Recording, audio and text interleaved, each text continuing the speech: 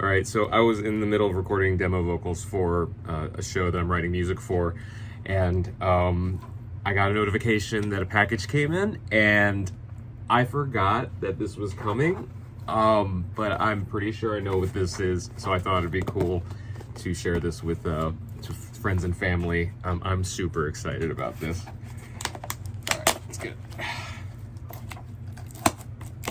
So, yeah, Lucy over here.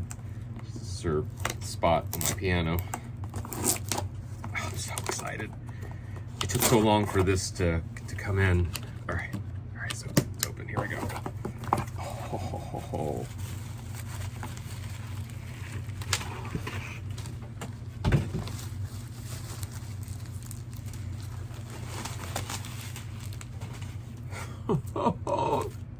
It looks so good. For anybody that doesn't know, this is my latest album, A Handsome Nostalgia. It's on vinyl. It's not necessarily on like distribution for vinyl because this was absurdly expensive. So this test pressing was a Christmas gift to myself. Okay.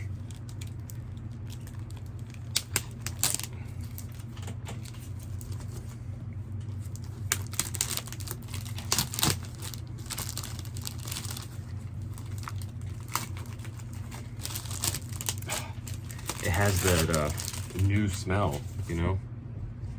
All right, so, wow, I wish you could see this. The cover is actually really, it's like a satin finish. It's not just plain gloss. And there's the back. This is kind of cool because nobody ever gets to see the back covers of stuff anymore because of digital. Right, moment of truth. Oh God, I haven't, all right. Yo. Okay. I have no idea how this sounds. So I didn't get it remastered for vinyl.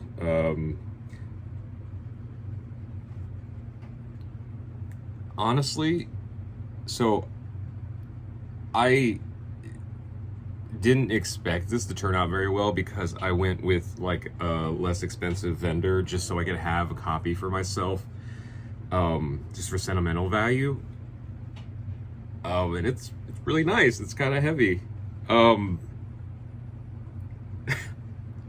This was supposed to be a fun video where I was gonna show you like a cool, like friends and family, like a cool, like how cool this was. But fuck it. All right.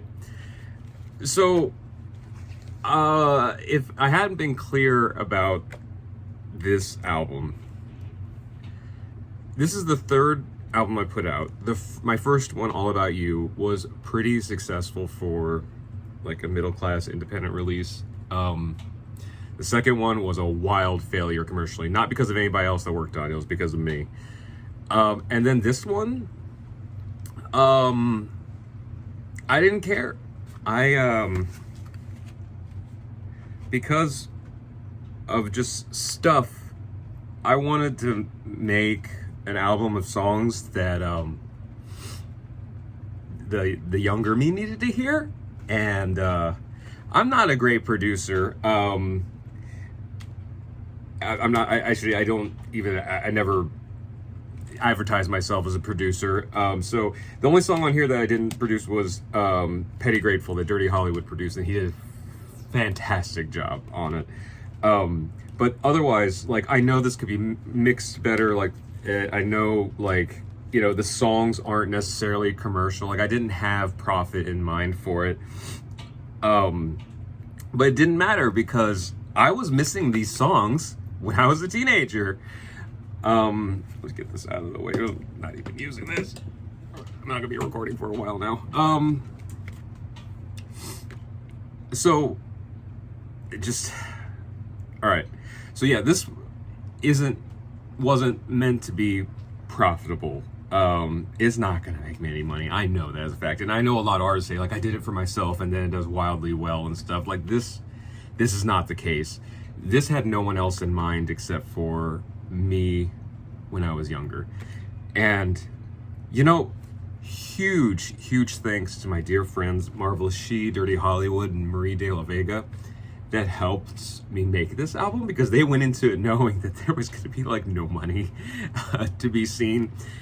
They just knew that I needed this, and so they put their time and effort in. I was even joking with Marie about how we were working out the paperwork for our splits for like the digital releases of this, and we were joking about the pennies that we were going to split from it, because like this is not going to get, you know, streams in general just don't make enough money, but this is not going to get enough streams to make anything substantial.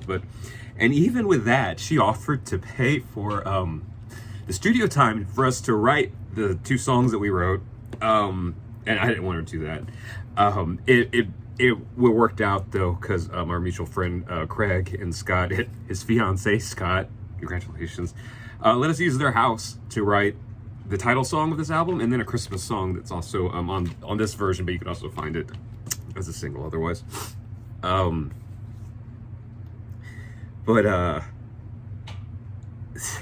a year ago, I released Worthy. It was my first new song in like almost a decade at that point, and it also coincided by design on my 6th year, I think, anniversary in Los Angeles.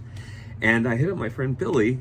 You know, I know, like, just like, you want to go grab a drink and just celebrate. And he was totally down, and he was even like, yeah, we should see what other friends want to go. And I was like, nobody's gonna want to go to that, you know. He's like, just put it out there and see who shows up. And so I posted on Facebook, hey, gonna go get drinks to celebrate this new song that, you know, I'm putting solo music out again, so I'm snotty now. And also, I've been here for, you know, 6 years, and just gonna grab drinks, nothing big. And then freaking all of Los Angeles showed up. We took up like the entire back patio of that bar, and if you were there, you know. And I didn't invite anyone specifically, I just posted about it, and then everyone just kind of kept showing up. So Billy was right. That's also why we call him the boss. He's a great producer. If anybody's looking for project or film, you know, manager or producer, manager and stuff, like, go hit him up. And speaking of Worthy, that was the first song that released from this, because people have assumed the kind of person I am my whole life, and that's not meant to be like a pity thing. If anything, I want that to signal to anybody. I know a lot of my friends have kids here and stuff. If you're, you know, kids or any of your kids' friends and stuff, like, are like really struggling with other people, you know, telling them who they are and stuff, I don't want them to make the same mistakes. Partially has to do with race. You know, you see my face and you think that there's a whole bunch of like stereotypes and assumptions and stuff, and some of it's just probably happenstance. The times, you know, I grew up in the 80s and 90s, and you know, there's all these expectations and assumptions. All right, my phone died, so that's fun.